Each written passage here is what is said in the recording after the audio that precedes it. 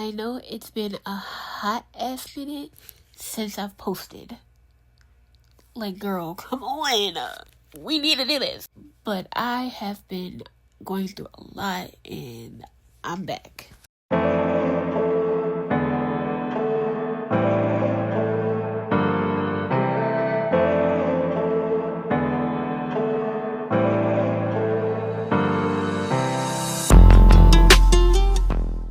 As y'all can see in the title, we're going to be reacting to fatphobic TikToks, and we're going to separate the fatphobic ones from the internalized fatphobic ones.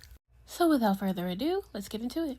Skinny people yearn to be oppressed, and it's something that's always confused me because you don't need to act like that. Anyways, I saw that Samira posted for this one brand that carries up to a 7X, and I went to their website. Their smallest size is a 1X.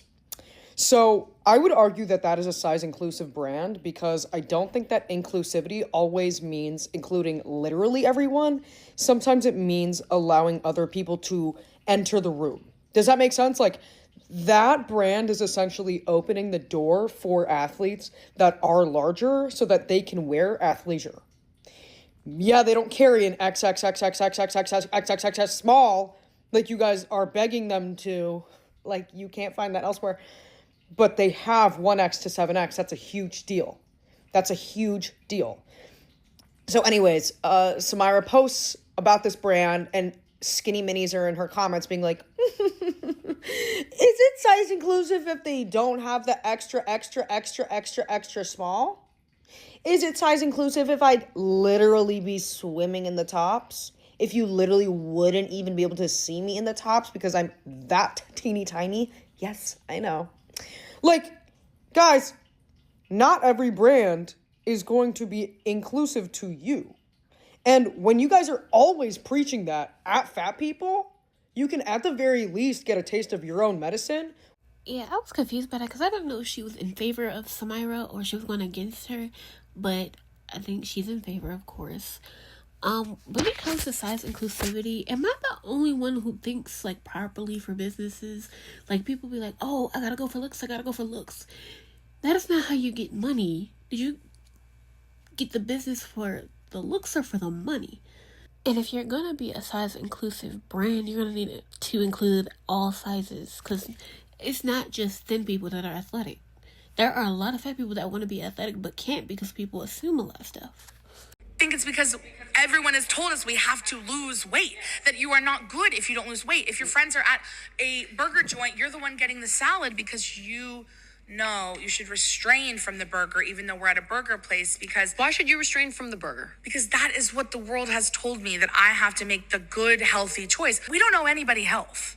I don't owe anybody my health. Do you want to be healthy? I am healthy. I'm healthy for me. Even though it was clickbait and I knew it was it was designed to reel us all in, oh, it got me. Jillian Michaels went up against 20 body positivity activists. Clickbait is anything but very fucking interesting. I've been coaching women to lose weight for years now, and what I will say is that the difference between Jillian and the activists were very, very clear from the beginning. Whereas Jillian always backed up her points using science, facts, and health statistics, the activists used their personal experience and their feelings to back up theirs. Let's just get one thing straight, right?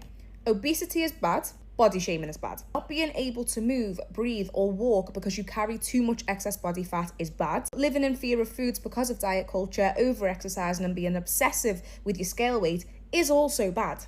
It is a pendulum swing of extremes, and a lot of women are always bouncing and swinging between those pendulum swings, and what we're actually trying to do is just find the healthy middle. That's what we've been trying to do for a long fucking time.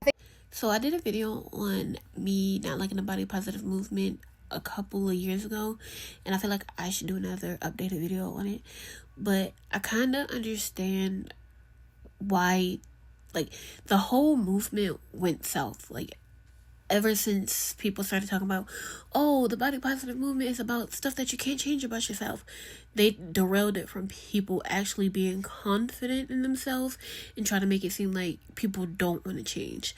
So I'll do another video on that, but for her to say it's to find a middle ground is kind of ignorant, because you're basically saying that fat people are just unhealthy and they're ignorant for wanting to stay the way that they are. You ever go to lunch with a fat person and all they get is like a salad? Like they're trying to prove to everybody at the table like they're not a fat piece of when you're at lunch. Like, bro, we know you're gonna go freaking eat a shitload of donuts as soon as you leave here in your freaking candy stash. You ain't gotta lie to me, bro. And the crazy part is people be looking at me weird when I say I don't like disrespectful people, because what the fuck you mean? Just because I order a salad does not mean that I'm trying to be performative. I like salad. If I had to choose a meal for every day, it would be salad, fries, and a rotisserie chicken. That is like my 3 main favorite meals. Medically obese might be taken seriously if the standards for it weren't such a joke. Went to the doctor today with a little sweatpants and sweatshirt action. Can't really tell what I look like, okay? I'm 5'4", 165 pounds. Old Dr. What's-His-Nuts was like, at your height, you're 5 pounds away from being obese, and advised that I increase my activity levels and modify my diet. Okay! This is going to shock a lot of you, so you may want to sit down for it. BMI was created after looking at predominantly white men. Listen, I know, you're floored. It's probably the first time that's ever happened. Things BMI does not take into account: muscle mass, fat distribution, which is actually really important, gender, ethnicity. There's a few problems. You know what is a big determining factor for your health? Activity level. Oh, and socioeconomic status. That's not brought up enough. You know what's really bad for your health? Being poor. If your primary care physician is urgent care, as it has been for me many times, there's a good chance that's a bigger determining factor for your health than BMI. So I did a TikTok about the BMI being inaccurate. I'll see if I can find the video and I'll post it here, but it says something about you can't be pro-black if you believe that BMI scale measures correctly. And I got a lot of comments talking about, oh, you must have farts for brains, and I'm just like, do y'all not grasp what y'all are being taught? All y'all know is losing weight means you're healthy. That's all y'all know. Y'all don't know true health. Y'all don't know BMI is incorrect. Y'all don't know that fat people actually exercise. Y'all go based off what y'all hear and then y'all run with it. If you do not date fat people because you just happen to view fatness as neutral but not be particularly attracted to it, fine. That's a preference. If you don't date fat people because you think being fat means that they are gross, lazy, live an unhealthy lifestyle, or are embarrassing to be seen with in public, that's fatphobic. But to insist your preference is for people who aren't lazy, sloppy, and disgusting and unhealthy, meaning that means you prefer skinny people because all fat people are those other things, that's actually bigoted. That's actually deciding that one group is all the same because of how they look. Hope that makes sense. Have a good day. This reminds me of the time that I was in a live. This actually happened like 2 days ago. And I was talking about how, or somebody said, you could always change. And I'm like, y'all say that, but if it was a white person telling a black person to bleach their skin or something like that, y'all be up in arms. And they'd be like, oh, that's not the same, that's not the same. It quite literally is. It's just on a different level. People find every excuse in the book to be disrespectful. And then be like, oh, it's just a preference. No, you're being disrespectful, bitch. Okay, if you are losing weight because you want to feel better, be in less pain, be healthier, all of these things, that's fatphobic, okay?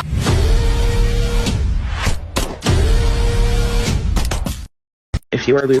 Here's my issue, because I understand where the person is coming from, but I definitely agree that it's not fatphobic because you honestly don't know what's going on with somebody's body. Like a skinny person telling a fat person, like, you can't do this, you can't do that. It's the same thing as a fat person telling another fat person, hey, you don't need to lose weight because your knees hurt. Like, you don't know their story. Their knees could probably hurt. Like, me personally, I don't like the size that I am right now because I feel like I can't get up right now, but I'm in a situation where I can't do it right now. But at the same time, I kind of understand where this person is coming from.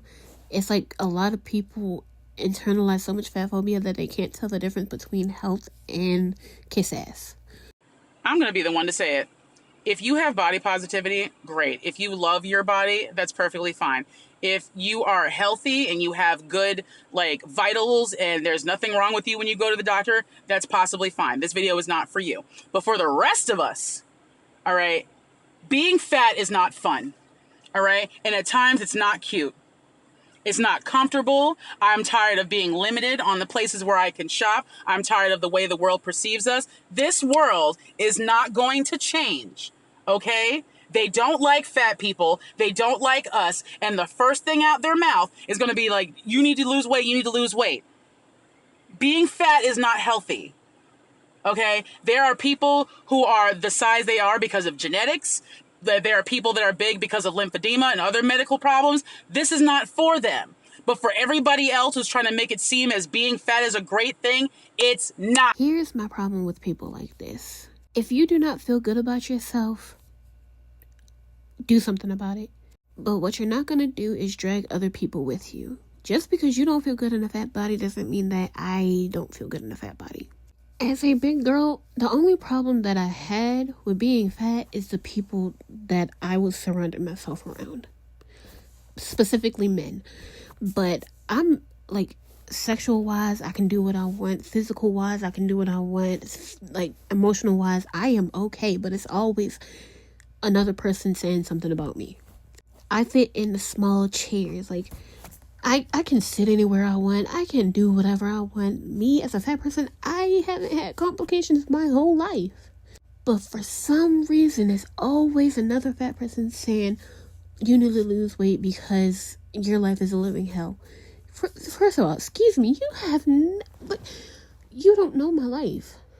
Never thought I'd be saying this, but I came across a video of a plus-size woman agreeing with everything I've been saying for the past year. I don't think that our society should be more accepting or accommodating of morbidly obese people. It should be difficult to live when you're 300 pounds. Why are we taking away the natural consequence of somebody's poor actions? If you want to send love to and accommodate fat people, have free nutrition classes. Finally, someone said it besides me. And the fact that this is coming from someone who is overweight makes this hit 10 times harder because she's not hating herself, she's taking responsibility. This is exactly what accountability sounds like. We shouldn't be designing a world that makes people stay sick comfortably. That's not compassion, that's a slow death with some really good branding behind it. Truth is, you shouldn't be able to ignore the consequences of neglecting your health. If you're 350 pounds, life should be harder. Not because the world hates you, but because your body is screaming for change. Instead of fighting for wider seats and plus-size roller coasters, fight for your life back. Hear me clearly, avoiding reality never fixed anything because you can't fix a problem you're busy protecting.